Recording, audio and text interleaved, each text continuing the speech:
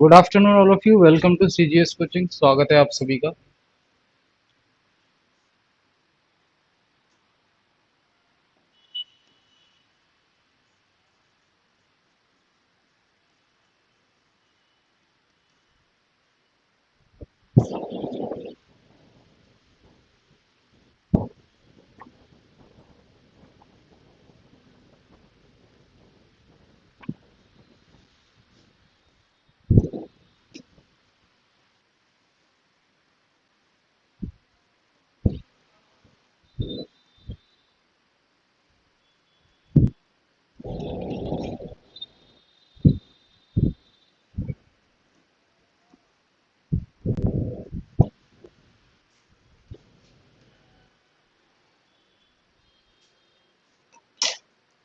Vijendra Kumar, good afternoon. SAARC के बारे में पढ़ा था कल। आज हम दो तीन और ऑर्गेनाइजेशंस देखेंगे जो जिनसे प्रश्न पूछे जाते हैं।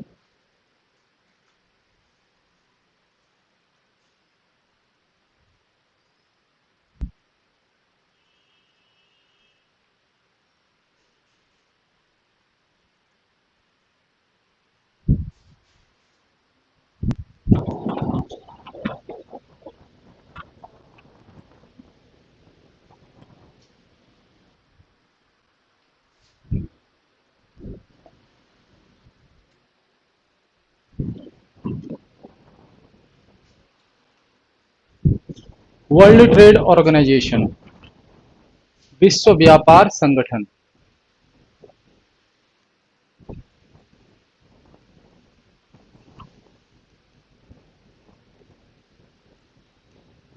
इससे भी आपके प्रश्न पूछे जाते हैं।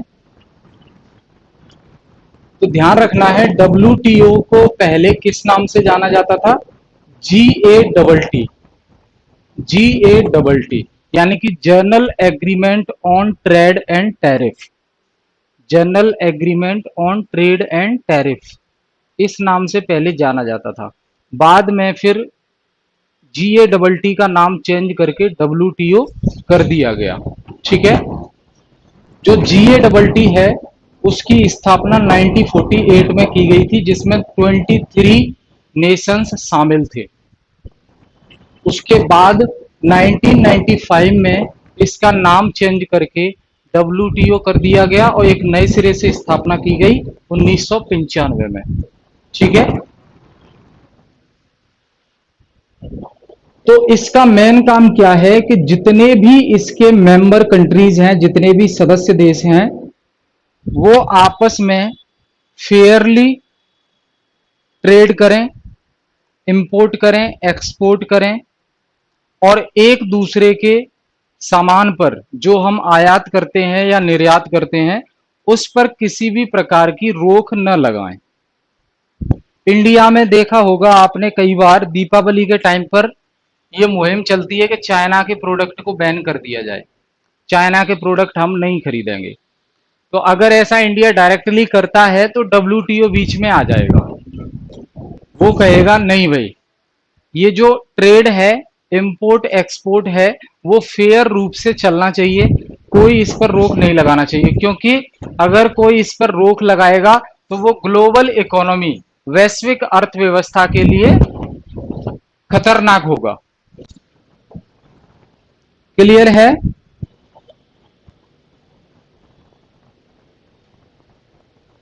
तो यहां पे ध्यान रखना है आपको कि जो पूरे विश्व में संसाधन अवेलेबल हैं, वर्ल्ड रिसोर्स अवेलेबल हैं, उनका अच्छी तरह से यूटिलाइजेशन, उपयोग किया जा सके, इस चीज का ध्यान रखता है WTO। ठीक है। और इसका जो मिशन है वो क्या है कि जो सर्विसेज की ट्रेड है या स्टॉक की ट्रेड है उसको इंक्रीज करना, बढ़ाना।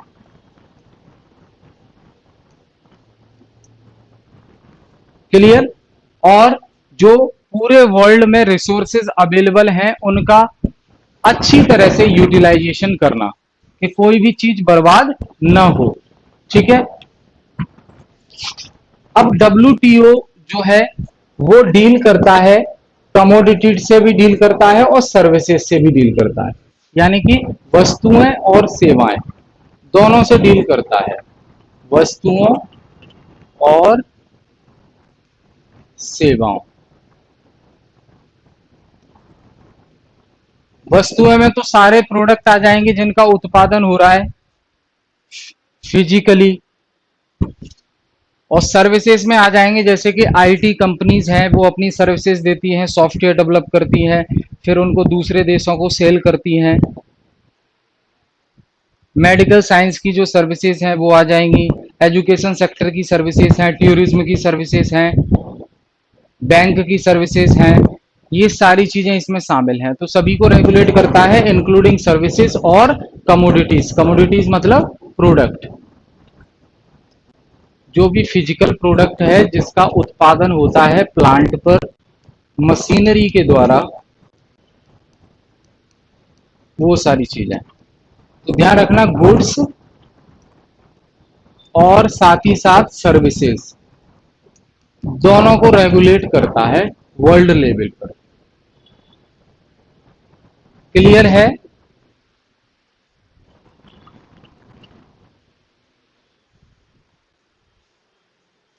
और ये अपने मिशन को अचीव करने के लिए हर देश से कहता है कि किसी भी दूसरे देश से आप कोई आयात कर रहे हो तो उस पर ज्यादा टैक्स मत लगाओ, नहीं तो वो देश आपके देश में सामान नहीं बेच पाएगा, इतना महंगा हो जाएगा ऑलरेडी।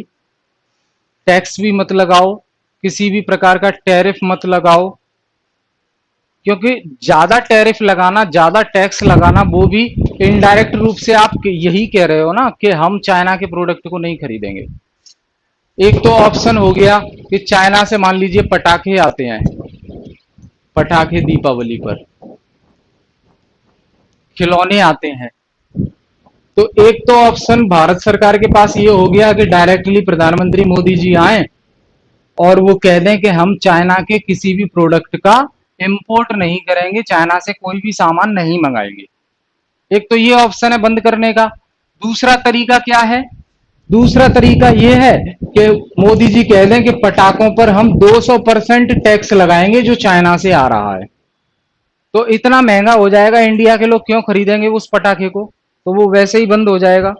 तो दोनों तरीके से रिजल्ट क्या निकलना है कि चाइना का प्रोडक्ट इंडिया में बंद हो जाएगा, तो ऐसा नहीं करना है। ठीक है, क्लियर है यहां तक?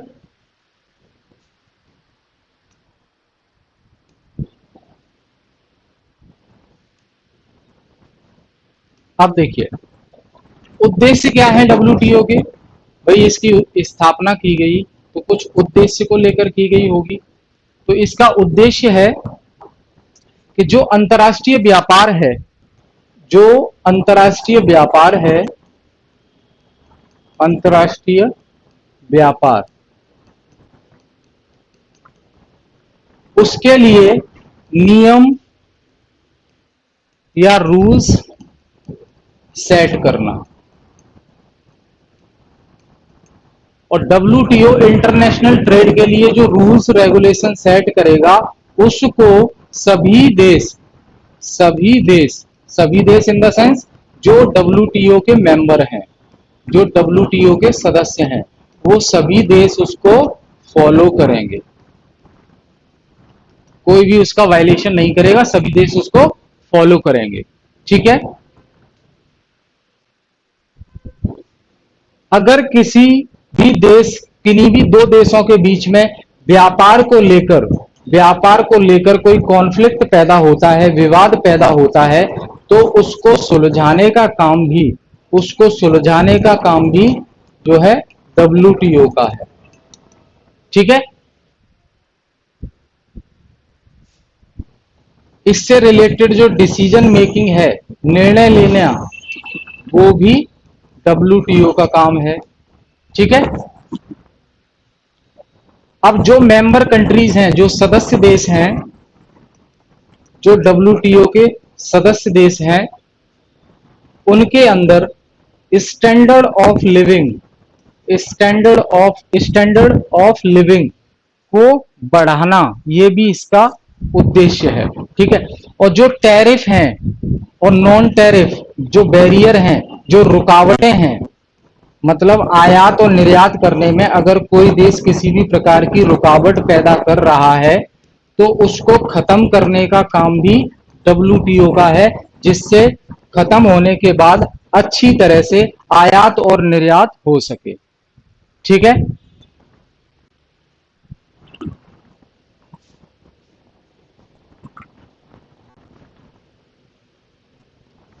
और जो भी ट्रेड पॉलिसी बनती है किसी भी देश की, व्यापार नीति बनती है, व्यापार नीति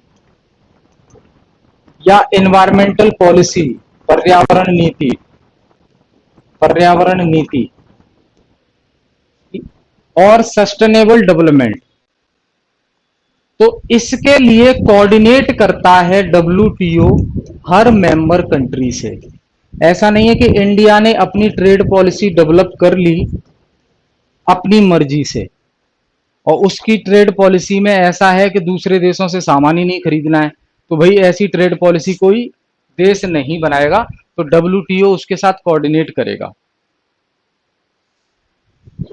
क्लियर है ये?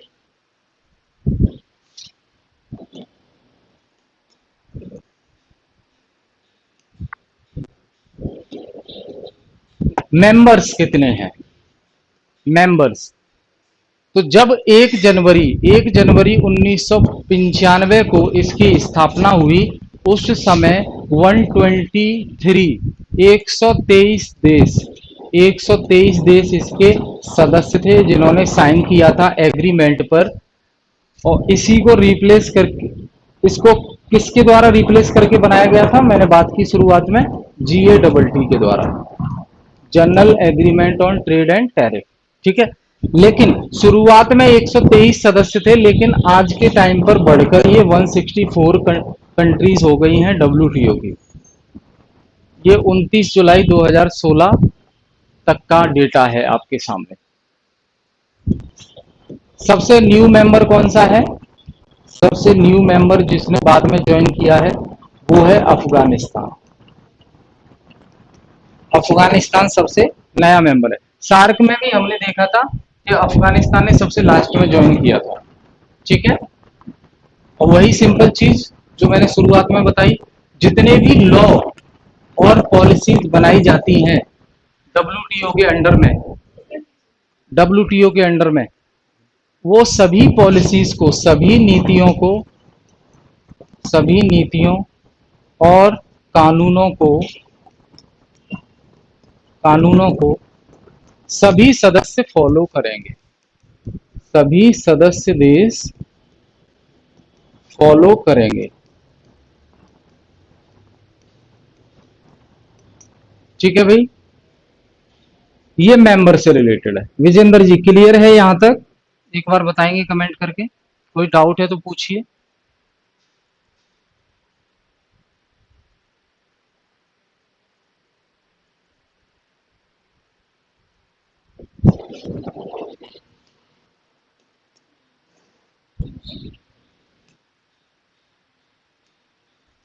अब बात आती है काम क्या करता है डब्ल्यूटीओ, कार्य क्या है, फंक्शंस क्या है।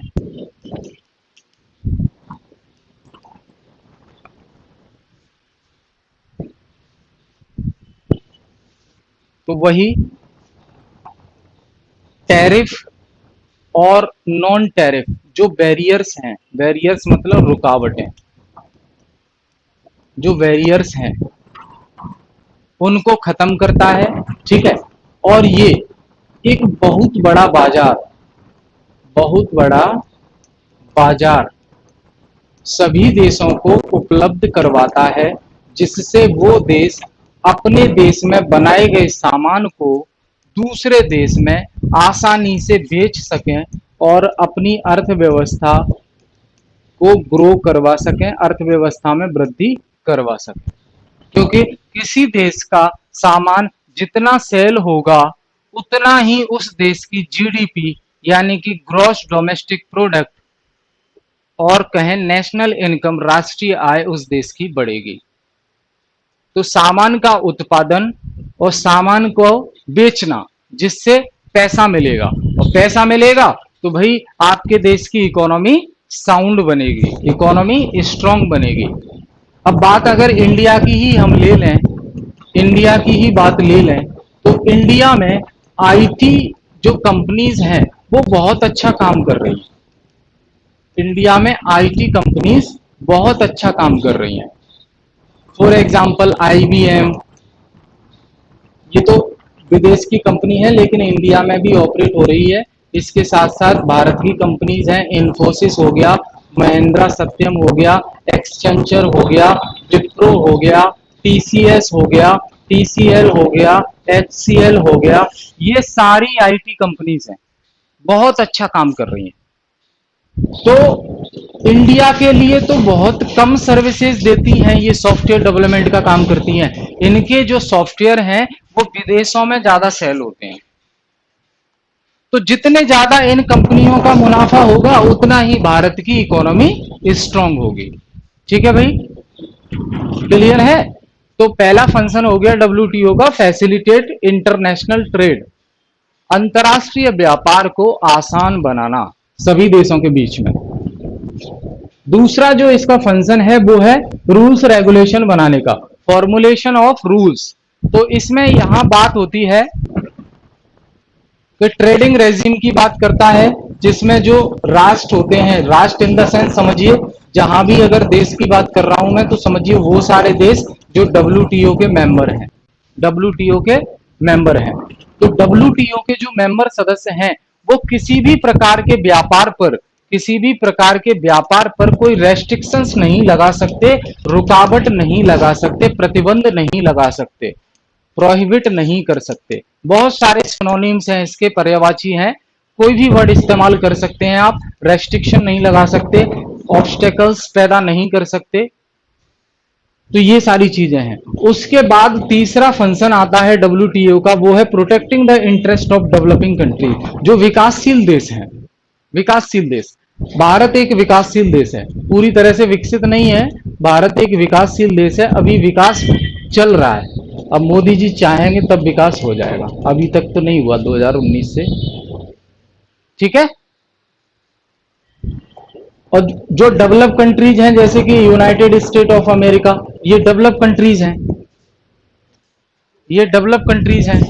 और भारत जो है विकासशील देश है, और कुछ अंडर डेवलप्ड कंट्रीज हैं, यानी कि विकसित ही नहीं है। ठीक है। अगला फंक्शन है optimum utilization of world resources, यानी कि पूरे विश्व में जितने संसाधन हैं, पूरे विश्व में, पूरे विश्व में जितने संसाधन हैं, जितने संसाधन हैं उनका भरपूर मात्रा में, अच्छी तरह से, भरपूर मात्रा में, भरपूर मात्रा में अच्छी तरह से यूटिलाइज करना है। यूटिलाइज यानी कि उपयोग करना है। जितना जरूरत है उतने रिसोर्सेस का इस्तेमाल करो, बाकी को सुरक्षित करके रखो। क्योंकि ये संसाधन आप अपने जन्म के साथ लेकर नहीं आए, आपको यही मिले हैं। आपको जितना जरूरत है इस्तेमाल करो, बाकी आने वाली पीढ़ी के लिए छोड़ दो आप। ठीक है। तो ये फंक्शन है बेटा डब्ल्यूटीओ के। क्लियर है विजेंद्र जी?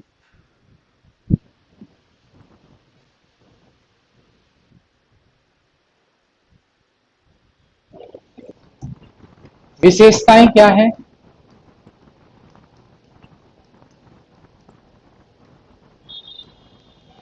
विशेषताएं क्या है? जो गाठ था ना, GATT, उससे बहुत बड़ा कॉन्सेप्ट है डब्ल्यूटीओ का। डब्ल्यूटीओ का जो कार्य का विस्तार है, कार्य विस्तार, वो बहुत ज्यादा है।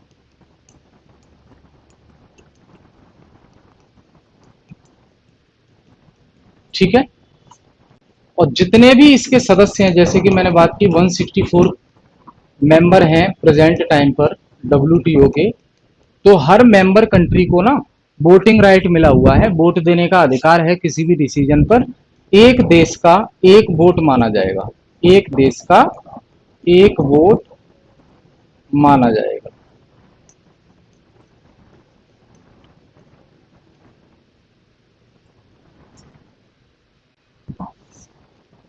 अंतर्राष्ट्रीय लेवल पर जो प्रिविलेजेस मिले होते हैं, छूट मिली होती हैं, छूट, वो हर सदस्य देश एंजॉय करता है, उसका फायदा उठाता है। ठीक है।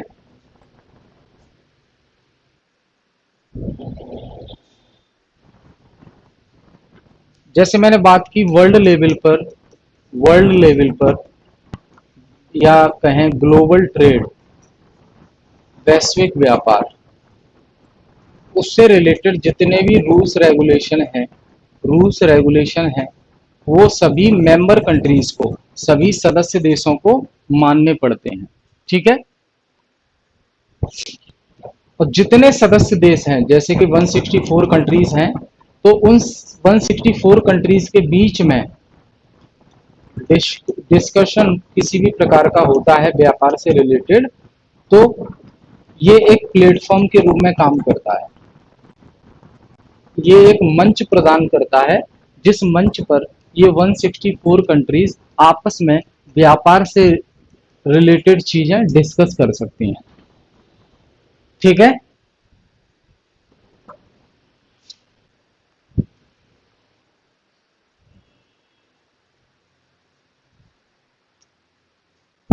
चलिए, तो डब्ल्यूटीओ के बारे में ये सारी चीजें थी। अब हम आसियान के बारे में पढ़ेंगे। ASEAN, association of south east Asian Nations, association of south east Asian nation. यहां तक देख लीजिए। डब्ल्यूटीओ में किसी भी प्रकार का कोई डाउट है तो पूछ लीजिए।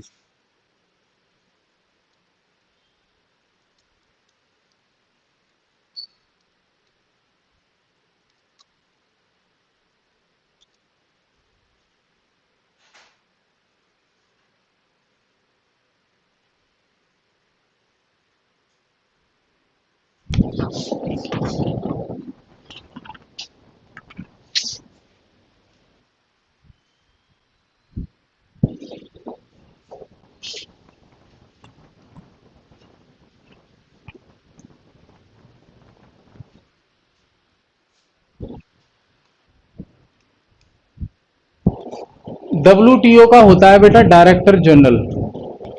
डायरेक्टर जनरल, ये सबसे बड़ा पद है डब्ल्यूटीओ में।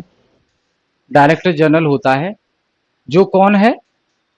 Ngozi Okonjo. Ngozi Okonjo. Ngozi Okonjo. Iweala, पता नहीं कैसे कैसे नाम। ठीक है, याद रखेंगे नागोजी ओकोंजो अबीला।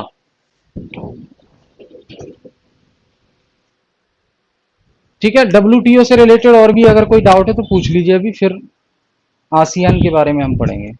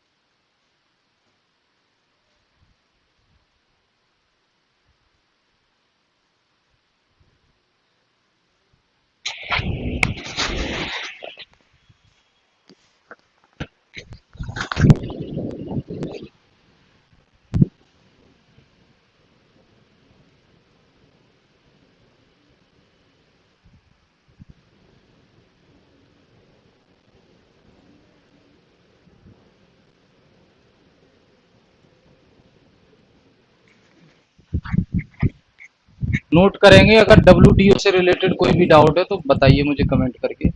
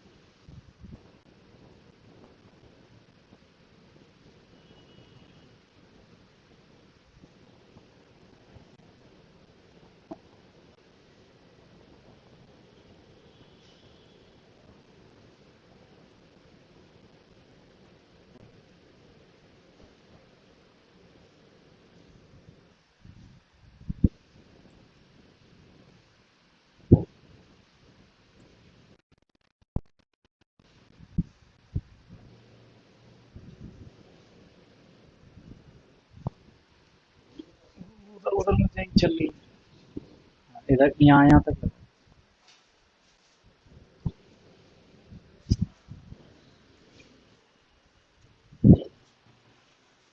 ठीक है, आसियान पे चलते हैं।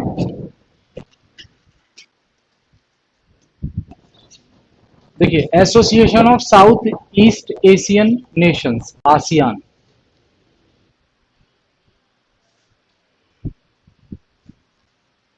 अब आसियान को जो फॉर्म किया गया था, बनाया गया था, वो बेटा मलेशिया की सरकार, इंडोनेशिया की सरकार, फिलीपींस की सरकार, थाईलैंड और सिंगापुर की सरकार ने 1967 में बनाया, 1967 में बनाया।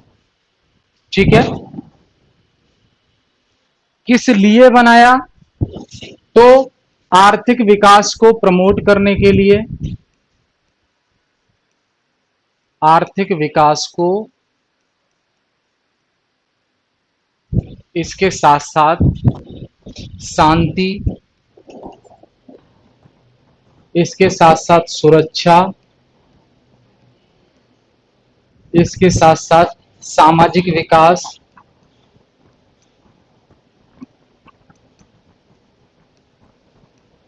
सामाजिक विकास और सांस्कृतिक विकास।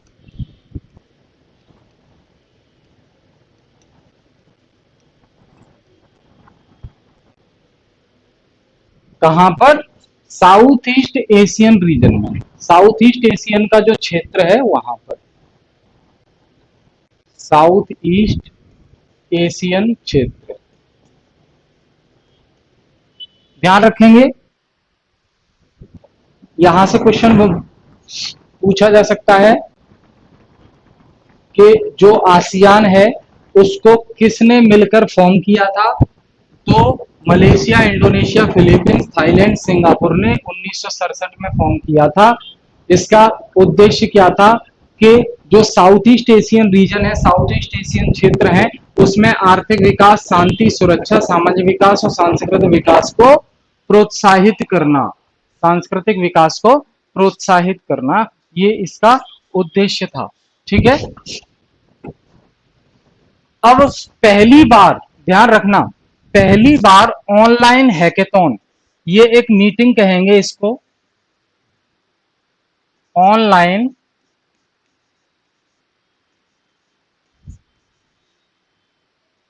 हैकेथॉन, यानी कि मीटिंग कहेंगे इसको, ऑनलाइन मीटिंग। पहली बार ऑनलाइन मीटिंग जो है ऑर्गेनाइज की गई इसकी स्टूडेंट के लिए और मेंटर्स के लिए, यानी कि विद्यार्थी और जो टीचर होते हैं उनके लिए। 10 आसियान कंट्रीज, आसियान की जो 10 कंट्रीज हैं उनके साथ और इंडिया के साथ। क्या समझे भाई? पहली बार ऑनलाइन हैकेथॉन इसकी ऑर्गेनाइज की गई आसियान कंट्रीज के, जिसमें 10 सदस्य शामिल थे और इंडिया शामिल था। समझ रहे हैं? इंडिया और आसियान के 10 सदस्य। कैसे याद रखेंगे? इंडिया प्लस 10 सदस्य जो कि आसियान के मेंबर हैं।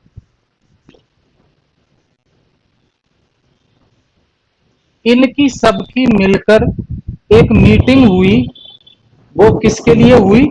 स्टूडेंट्स के लिए और मेंटर्स यानी कि टीचर हो गए, टीचर के लिए पहली बार इंडिया के साथ 10 आसियान कंट्रीज जो हैं उनकी मीटिंग हुई। ठीक है। प्रधानमंत्री नरेंद्र मोदी ने, ये लेटेस्ट न्यूज है, प्रधानमंत्री नरेंद्र मोदी ने जो है, ये जो मीटिंग हुई थी ये 16वीं इंडिया आसियान समिट थी जो कि नवंबर 2019 में हुई थी। नवंबर 2019 में हुई थी और ये ऑनलाइन थी क्योंकि कोविड पैंडेमिक का टाइम चल रहा था, कोरोना का समय चल रहा था, इसलिए ये ऑनलाइन हुई थी। और इस मीटिंग को ज्वाइंटली ऑर्गेनाइज किया गया इंडियन मिनिस्टर ऑफ एजुकेशन और एक्सटर्नल अफेयर्स के द्वारा। मतलब भारत के जो विदेश मंत्री हैं और भारत के जो शिक्षा मंत्री हैं उन्होंने मिलकर इस मीटिंग को ऑर्गेनाइज किया जो कि ऑनलाइन हुई थी। ऑनलाइन होने का जो पर्पस था, उद्देश्य था, वो सिर्फ इतना था क्योंकि कोविड का टाइम चल रहा था, इसलिए ऑनलाइन हुई। ठीक है ना। और ये जो ऑनलाइन मीटिंग हुई थी इसकी थीम क्या थी? थीम, इसकी थीम क्या थी? इसकी थीम थी बेटा ब्लू इकोनॉमी एंड एजुकेशन, नीली अर्थव्यवस्था एवं शिक्षा।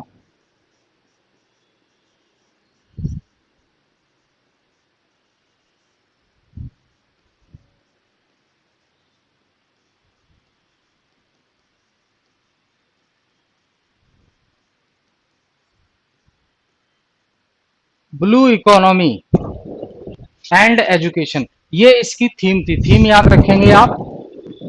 आपसे पूछा जा सकता है कि इंडिया की जो 10 आसियान कंट्रीज के बीच में ऑनलाइन मीटिंग हुई थी, हैकेथॉन हुई थी और 2019 में,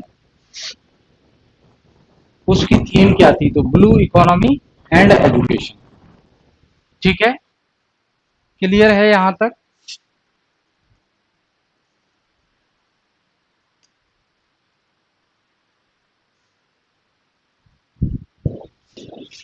आसियान की थोड़ी सी हिस्ट्री देखते हैं। आसियान को इस्टेब्लिश, स्थापित किया गया था, स्थापित यानी कि स्थापना कब हुई? 8 अगस्त 1967 को। 8 अगस्त 1967 को बैंकॉक में हुए।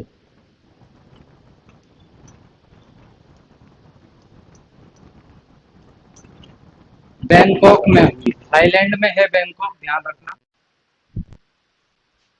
यहां पर आसियान की स्थापना हुई। ठीक है।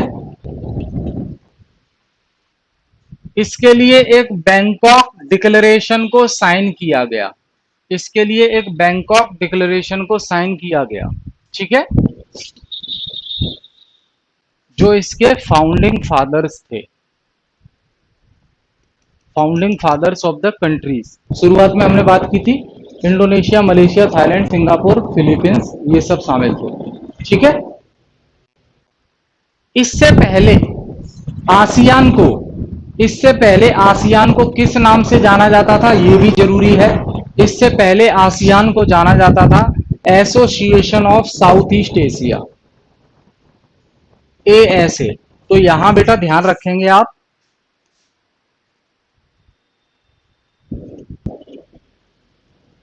यहां ध्यान रखेंगे, पहले क्या कहा जाता था? ASA। पहले ASA कहा जाता था यानी कि association of south east Asia. बाद में इसको आसियान कहा जाने लगा।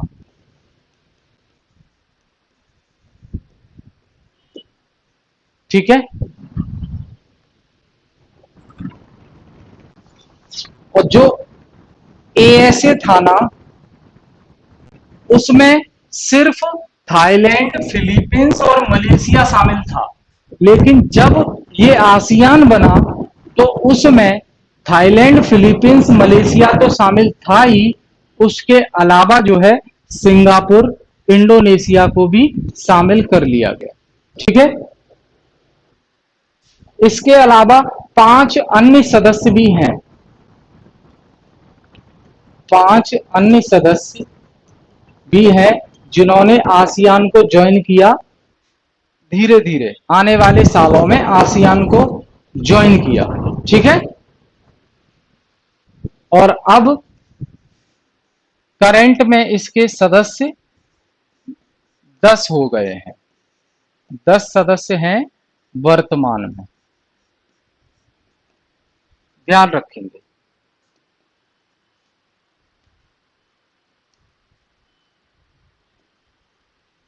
कौन कौन से सदस्य हैं 10? तो बेटा देखिए, थाईलैंड हो गया, फिलीपींस हो गया, ये तो फाउंडिंग मेंबर है, इन्होंने ही तो स्थापना की थी मिलकर। मलेशिया भी फाउंडिंग मेंबर है, सिंगापुर भी फाउंडिंग मेंबर है, इंडोनेशिया भी फाउंडिंग मेंबर है। इन्होंने तो स्थापना की मिलकर। बाद में ब्रुनेई ब्रुनेई ने ज्वाइन किया 1984 में। ब्रुनेई ने ज्वाइन किया 1984 में। वियतनाम ने ज्वाइन किया 1995 में। लाओ बीडीआर ने ज्वाइन किया 1997 में। म्यांमार ने ज्वाइन किया 1997 में। कंबोडिया ने ज्वाइन किया 1999 में। ध्यान रखना, आसियान से रिलेटेड प्रश्न अगर कंफ्यूज करने के लिए पूछा जा सकता है तो यह भी पूछा जा सकता है कि इंडिया मेंबर है या नहीं है। तो ध्यान रखना, India is not a member of ASEAN.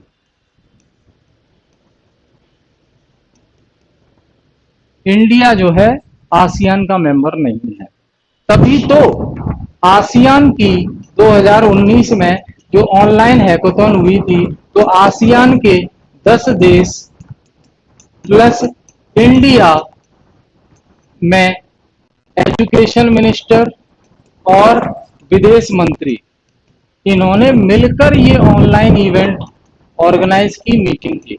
ठीक है ना। अगर इंडिया आसियान का सदस्य होता तो अलग से इंडिया लिखने की जरूरत क्या थी, आसियान की मीटिंग में ही सारी चीजें हो जाती। क्लियर है?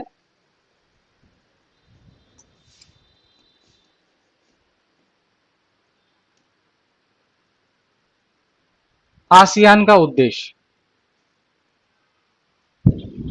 आसियान का उद्देश्य सिंपली समझेंगे हम, सिंपली समझेंगे। शुरुआत में हमने डिस्कस किया, आर्थिक विकास को बढ़ावा देना, सांस्कृतिक विकास को बढ़ावा देना, सामाजिक विकास को बढ़ावा देना। कहां? साउथ ईस्ट एशियन रीजन में शुरुआत में बात की। ठीक है, और इसके अलावा शांति को बढ़ावा देना, स्टेबिलिटी, स्थिरता को बढ़ावा देना उस क्षेत्र में। क्लियर है? जस्टिस को बढ़ावा देना, rule of law, rule of law को बढ़ावा देना, जितने भी राष्ट्र हैं आसियान के उनके बीच में। ठीक है, और एक्टिव कोलैबोरेशन यानी कि बढ़ चढ़कर हिस्सा लेना काम में, म्यूचुअल असिस्टेंस, एक दूसरे की मदद करना यानी कि परस्पर सहयोग, परस्पर सहयोग, एक दूसरे की मदद करना। किस में मदद करेंगे? जो हर देश के लिए कॉमन सब्जेक्ट है, यानी कि भाई भारत तो मेंबर नहीं है, मान लीजिए कोई एक सदस्य आतंकवाद से जूझ रहा है और दूसरा सदस्य भी जूझ रहा है, तो दोनों का इंटरेस्ट, दोनों का हित कॉमन हो गया ना, तो उसके लिए परस्पर सहयोग करेंगे। क्लियर है? तो किस प्रकार का परस्पर सहयोग? सामाजिक, आर्थिक, सांस्कृतिक, प्रशासनिक, वैज्ञानिक और तकनीकी डोमेन में एक दूसरे का सहयोग करेंगे।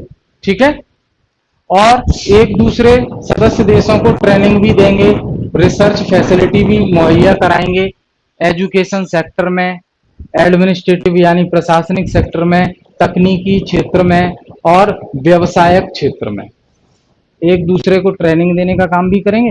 जिस प्रकार आप जानते हैं भूटान, रॉयल भूटान सर्विस, जिस प्रकार इंडिया में यूपीएससी एग्जाम कराती है, civil service exam, civil service exam जिसे कहते हैं, तो वैसे ही भूटान के अंदर जो सिविल सर्विस होती है उसका नाम है royal Bhutan service, royal Bhutan service. तो रॉयल भूटान सर्विस में जो भूटान के स्टूडेंट सिलेक्ट होते हैं उनकी ट्रेनिंग इंडिया कराता है मसूरी में, तो ट्रेनिंग की सुविधा दे रहे हैं। ऐसे ही आसियान के जो सदस्य हैं वो एक दूसरे को ट्रेनिंग प्रोवाइड करने के लिए मदद भी करेंगे, रिसर्च के लिए भी मदद करेंगे। ठीक है, कृषि में सहयोग करेंगे, उद्योगों में सहयोग करेंगे, ट्रेड एक्सपेंशन, व्यापार को बढ़ाने में, व्यापार को बढ़ाने में एक दूसरे की मदद करेंगे। क्लियर है? ठीक है भाई। और एक दूसरे के लिए नए नए अवसरों की खोज करेंगे, नए नए अवसरों की खोज करेंगे कि और कहां कहां काम किया जा सकता है। ठीक है,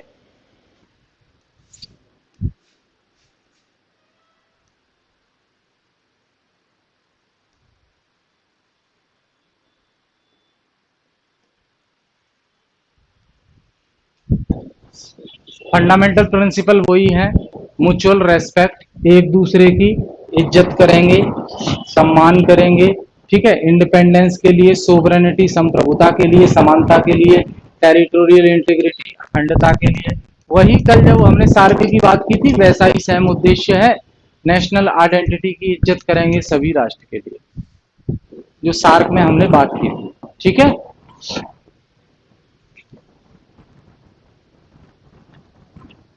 और यहाँ सोवरेनिटी का मतलब देखिए यहाँ डिटेल में बता दिया गया है, हर राष्ट्र अपने हिसाब से काम करेगा, उस पर किसी भी प्रकार का एक्सटर्नल इंटरफेरेंस यानी कि बाहरी बाहरी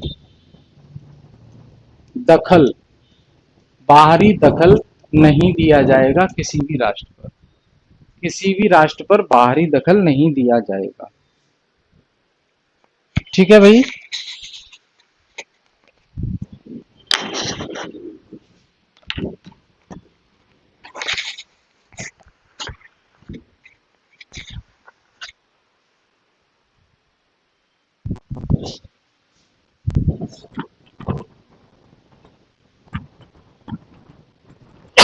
सॉरी, तो यहां सिंपल सा मीनिंग है कि भाई साहब एक दूसरे के काम में, एक दूसरे के आंतरिक मामलों में, भाई उनके अपने देश का मामला है, एक दूसरे के आंतरिक मामलों में कोई भी बाहरी दखल नहीं देगा, बाहरी व्यक्ति या राष्ट्र दखल या डिजिटल इंटरफेरेंस नहीं करेंगे। ठीक है, अगर कोई विवाद उत्पन्न हो जाता है, अगर कोई विवाद उत्पन्न हो जाता है तो भाई साहब शांति व्यवस्था के साथ, शांति व्यवस्था के साथ उस विवाद को सुलझाएंगे। ऐसा नहीं है कि रूस यूक्रेन की तरह युद्ध छेड़ देंगे ऊर्जा एनर्जी को लेकर। ठीक है, और जितने भी सदस्य देश हैं आसियान के 10 हैं, अभी 10 हैं, 10 सदस्य हैं आसियान के। तो जितने भी 10 सदस्य हैं वो भैया आपस में परस्पर सहयोग करेंगे, परस्पर सहयोग करेंगे हर फील्ड को लेकर। ठीक है, क्लियर है यहां तक? कोई डाउट हो तो पूछ लीजिए।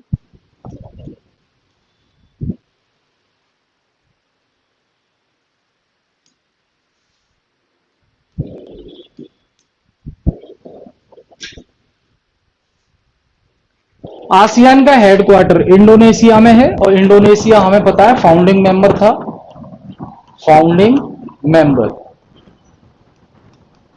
फाउंडिंग मेंबर था संस्थापक राष्ट्र, संस्थापक राष्ट्र। ठीक है, तो इंडोनेशिया में एक जगह है जकार्ता, इंडोनेशिया में एक जगह है जकार्ता, वहां पर आसियान का हेडक्वार्टर है, मुख्यालय है। याद रखेंगे, प्रश्न पूछा जाता है आसियान का मुख्यालय कहां पर है? जकार्ता, इंडोनेशिया में। इसके जो सेक्रेटरी जनरल होते हैं, आसियान में सेक्रेटरी जनरल होता है मैन, तो इनका नाम है दातो लिम जॉक होई। पता नहीं कैसे कैसे नाम है, दातो लिम जॉक होई, ये नाम है इनका। याद रख पाए तो रख लीजिएगा। ठीक है, आसियान में जो मीटिंग होती है या वर्किंग होती है, तो वहां पर ऑफिशियल लैंग्वेज, आधिकारिक भाषा कौन सी इस्तेमाल की जाती है? बुर्मीज, फिलिपिनो, इंडोनेशियन, खैमेर, लाओ, मलाय, मंडेरियन, तमिल और थाई और वियतनाम। वियतनाम देश की जो भाषा है वो इस्तेमाल की जाती है। और जो वर्किंग लैंग्वेज है डॉक्यूमेंट में, वो है इंग्लिश, अंग्रेजी।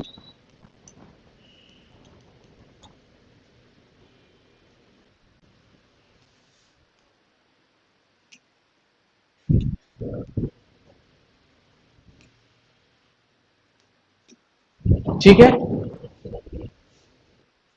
अब WTO आसियान में कोई डाउट है तो पूछ लीजिए, फिर हम शुरू करेंगे ओपेक, OPEC, ओपेक।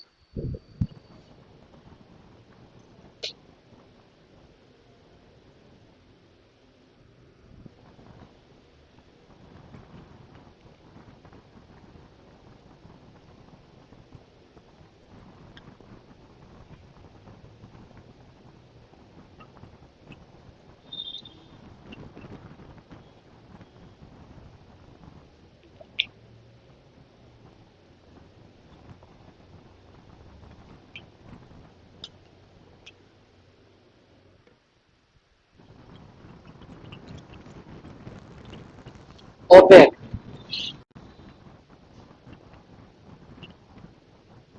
पेट्रोल की कीमत पर बड़ा विवाद हो रहा है। पेट्रोल की कीमत पर देख रहे हैं इंडिया में, विपक्ष कह रहा है मोदी सरकार से, आप जो है 200 गुना टैक्स लगा रहे हो, पेट्रोल तो महंगा होगा ही, और देशों में इतना सस्ता मिल रहा है। लेकिन पेट्रोल सीधा बन के नहीं आता, आता क्या है? कच्चा तेल, जिसे कहते हैं क्रूड ऑयल। ठीक है, कच्चा तेल आता है। इस कच्चे तेल को रिफाइन करके, रिफाइनरी के माध्यम से पेट्रोल भी बनाई जाती है, केरोसिन भी बनाई जाता है और डीजल भी बनाया जाता है। इससे अलग अलग प्रोडक्ट बनते हैं। क्लियर? ये कच्चा तेल कहां से आता है?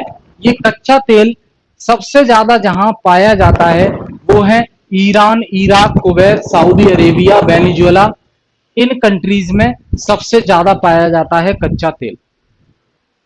तो इन कंट्रीज ने मिलकर डिसाइड किया कि वर्ल्ड लेवल पर, वैश्विक स्तर पर कच्चे तेल की कीमत को मैनेज करने के लिए, मेंटेन करने के लिए, रेगुलेट करने के लिए हमें एक ऑर्गेनाइजेशन बनानी चाहिए मिलकर। तो इन सभी देशों ने, Iran, Iraq, Kuwait, Saudi Arabia, Venezuela, इन सभी देशों ने मिलकर एक संस्था का निर्माण किया जिसे हम ओपेक कहते हैं। ओपेक का फुल फॉर्म है organisation of the petroleum exporting countries, organisation of the petroleum exporting countries, short में कहेंगे ओपेक। तो इन सभी देशों ने मिलकर ओपेक का निर्माण किया, ओपेक की स्थापना की, और जिसका मकसद था विश्व स्तर पर, वर्ल्ड लेवल पर जो क्रूड ऑयल है, कच्चा तेल है, उसकी प्राइस को रेगुलेट करना। ठीक है,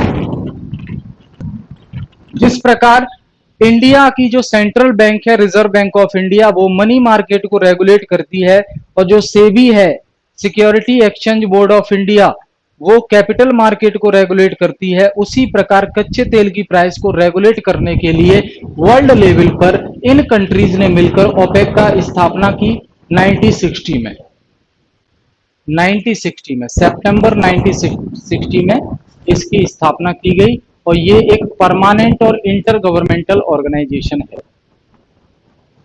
इसे जब क्रिएट किया गया तो कहाँ क्रिएट किया गया? एक बगदाद कॉन्फ्रेंस हुई थी, ध्यान रखेंगे, बगदाद कॉन्फ्रेंस, बगदाद कॉन्फ्रेंस, एक बगदाद कॉन्फ्रेंस हुई थी जिसके तहत ओपेक की स्थापना की गई 1960 में। कौन से फाउंडिंग कंट्रीज थी? Iran, Iraq, Kuwait, Saudi Arabia, Venezuela. ठीक है,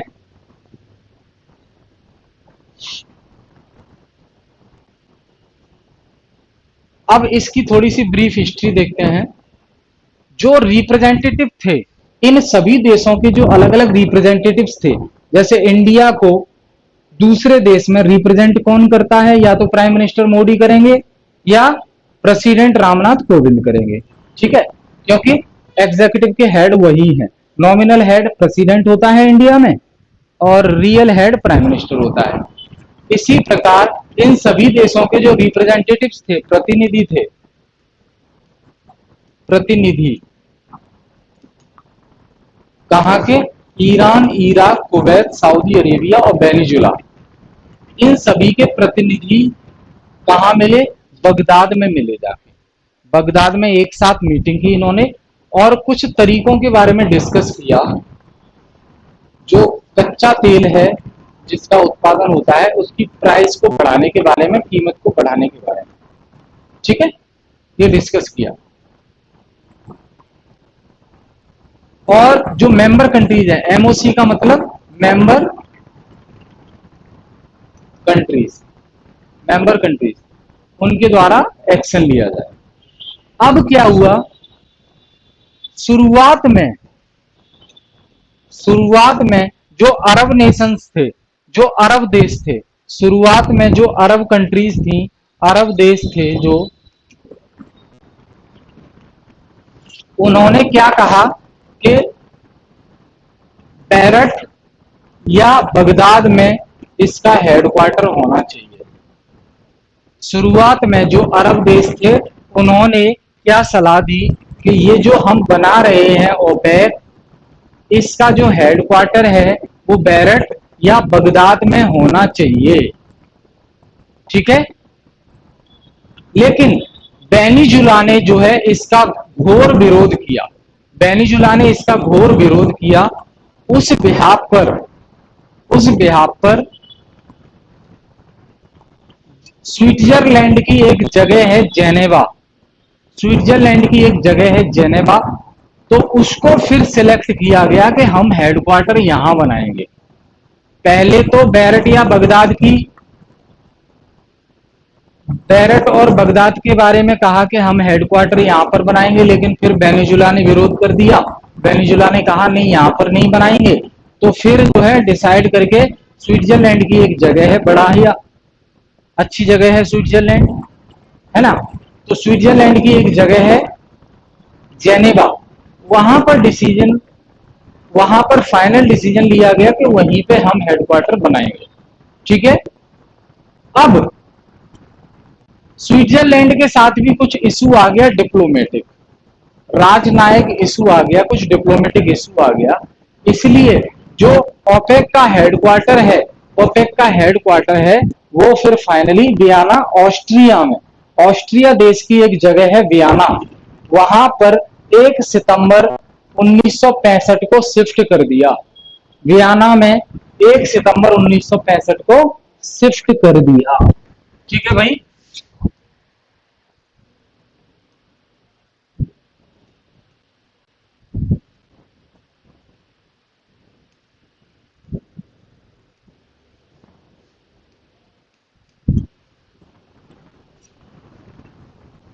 1970 के पास आते आते, 1970 के पास आते आते क्या हुआ? ओपेक के जितने सदस्य थे, ओपेक संस्था के जितने सदस्य थे, उन्होंने विश्व लेवल पर 50% ऑयल प्रोडक्शन करना शुरू कर दिया। मतलब विश्व में जितना कच्चे तेल का उत्पादन हो रहा है उसका हाफ इन देशों ने ही उत्पादन करना शुरू कर दिया 1970 के आते आते। ठीक है। अब ओपेक का हेडक्वार्टर जेनेवा स्विट्जरलैंड में है, हमने बात की। ठीक है। शुरुआत के 5 साल में, जैसे शुरुआत के 5 साल में ये वियना ऑस्ट्रिया में आ गए सितंबर 1965 में। ठीक है। 2019 में 2019 में OPEC world oil outlook launch की गई। 2019 में OPEC world oil outlook join launch की गई, शॉर्ट में कहेंगे WOO। इसे लॉन्च किया गया 5 नवंबर 2019 को। ठीक है ना। कहां? वियना ऑस्ट्रिया में ही लॉन्च किया गया।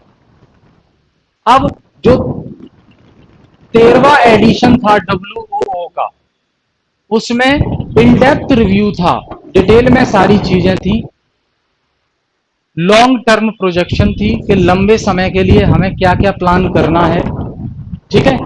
एनर्जी को लेकर, ग्लोबल ऑयल को लेकर। तो जो नेक्स्ट मीटिंग शेड्यूल की गई वो 5 दिसंबर को की गई। ठीक है। इसी के हेडक्वार्टर वियना पर।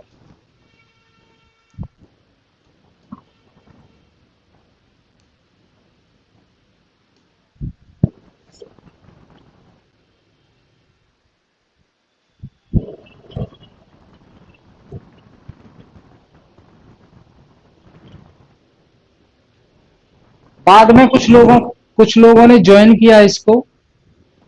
कौन था उसमें? कतर ने 1961 में ज्वाइन किया, इंडोनेशिया ने 1962 में ज्वाइन किया। ठीक है।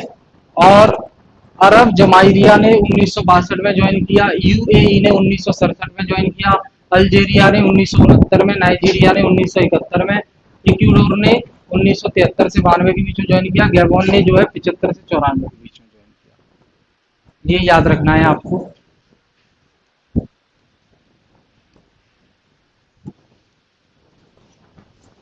करंट मेंबर कितने हैं ओपेक के?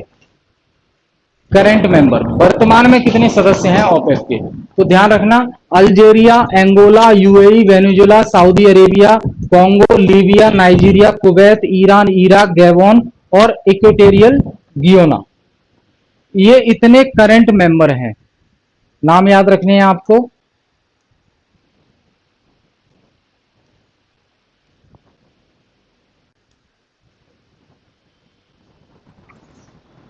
इसका ऑब्जेक्टिव क्या है? ऑब्जेक्टिव तो यही है भाई, अपने हिसाब से मार्केट को रेगुलेट करना कच्चे तेल के लिए, प्राइस स्टेबल करना, achieve just and stable prices for petroleum producers. जो पेट्रोलियम का उत्पादन कर रहे हैं उनके लिए एक स्टेबल प्राइस अचीव करना। ठीक है। और regular supply of petroleum to consuming nations, जिन देशों को पेट्रोलियम की जरूरत है उनको रेगुलर सप्लाई देना। ठीक है। और सप्लाई देने के बाद उस पर रिटर्न ऑफ इन्वेस्टमेंट, जो पैसा आ रहा है उस पर ध्यान रखना। ठीक है। ये सारी चीजें हैं। तो फंक्शन भी वही है कि पूरे विश्व को सप्लाई देते हैं ये ओपेक के सदस्य देश।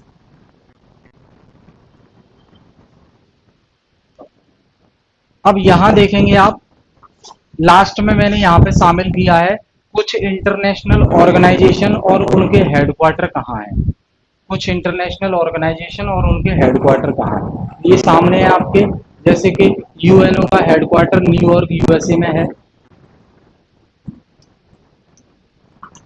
और यूनिसेफ यूनिसेफ हमने बात की न्यूयॉर्क यूएसए में है। यूएनएफपीए का हेडक्वार्टर न्यूयॉर्क यूएसए में है। यूएन वुमेन का हेडक्वार्टर न्यूयॉर्क यूएसए में है। और यूएनएससी का हेडक्वार्टर न्यूयॉर्क यूएसए में है। ये सारे हेडक्वार्टर की लिस्ट है, अगर क्वेश्चन पूछा जाता है तो एक बार रिव्यू करेंगे और फिर बार बार थोड़ा सा नजर मार के देखते रहेंगे तो चीजें जो इम्पोर्टेंट ऑर्गेनाइजेशन है उनका याद हो जाएगा। ठीक है। जैसे कि वर्ल्ड ट्रेड ऑर्गेनाइजेशन का हेडक्वार्टर कहाँ है? Geneva Switzerland. ILO International Labour Organisation कहाँ है? जेनेवा स्विट्जरलैंड में। जेनेवा में बहुत हेडक्वार्टर है। वर्ल्ड बैंक का हेडक्वार्टर वॉशिंगटन DC में है, यूनाइटेड स्टेट ऑफ अमेरिका। तो ये याद रखना है। ये मैं अपलोड करवा दूंगा वेबसाइट पर, तो वहां से डाउनलोड करके ये चीजें याद करना है आपको। इसमें समझाने वाली कोई चीज नहीं है। आगे इसी के बाद और भी हैं, जैसे यूनेस्को जो वर्ल्ड हेरिटेज साइट की लिस्ट करता है, उसका पेरिस में है। ठीक है। OECD का पेरिस में है। UNIDO का वियना ऑस्ट्रिया में है। IAEA का वियना ऑस्ट्रिया में है। ओपेक का हमने बात की, वियना ऑस्ट्रिया में है। International Maritime Organisation London United Kingdom में है। कॉमनवेल्थ ऑफ नेशंस लंदन में है। एमनेस्टी इंटरनेशनल जो लिस्ट जारी करती है वो भी लंदन में है। FAO रोम इटली में है। और नाटो, नाटो सुना होगा, ब्रुसेल्स में है, बेल्जियम में। ठीक है। एपेक, APEC, इसका सिंगापुर में है। ये याद रखना है आपको। और भी है, सार्क का हमने कल ही बात की, काठमांडू नेपाल में। यहाँ सारे मैंने शामिल कर दिए हैं एक जगह। World economic forum Geneva Switzerland में। ठीक है भाई। और ये और है कुछ, UNDP जो लिस्ट जारी करता है, न्यूयॉर्क USA में है। ये सब याद कर लेंगे आप। इंटरनेशनल कोर्ट ऑफ जस्टिस हमने पढ़ा था, तो उसका हेडक्वार्टर हैग नीदरलैंड में है। मैंने बताया था इंडिया के कुलभूषण जाधव का केस यहाँ पर चल रहा है। दलवीर भंडारी इंडिया की तरफ से इसके लॉयर हैं।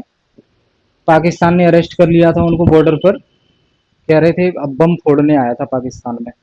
बताओ, व्यापारी है, व्यापार करने गया था, हालांकि पहले नेवी में था वो, इंडियन नेवी में। ठीक है। World Food Programme Rome Italy में है। ये चीजें आपको याद रखनी है।